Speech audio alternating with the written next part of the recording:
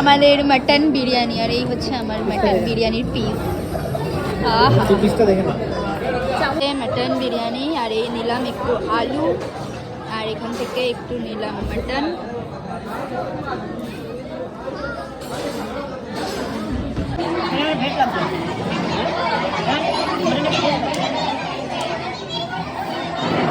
আমরা এসেছিলাম দাদা বৌদি বিরিয়ানি খেতে, তোমরা তো ভিডিও দেখে বুঝেই গেছো, বাট সেই আগের মতো আর বিরিয়ানি নেই, পুরো পড়ে গেছে।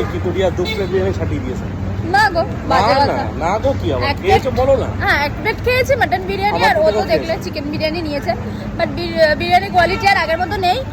আর তোমরা আগের মতো নেই, কিন্তু রিয়া 2 প্লেট খেয়ে নিয়েছে। তোমরা যারা বলো না যে আমরা শপিং মলে যাই, ভিডিও করি, ব্লগ করি, চলে আসি, আমাদের জামাগুলো ফ্রি পকেটে দেয় না গো, আমাদের জামাগুলো কিনতে হয় টাকা দিয়ে। তাই দাদা বৌদিতে এসেছি, আমাদের ফ্রি পকেটে আর খাওয়াইনি, টাকা দিয়ে খেয়েছি। বাজে 11:40, আর আমরা এখন সবে হালিশহর ঢুকলাম। কি খাচ্ছি?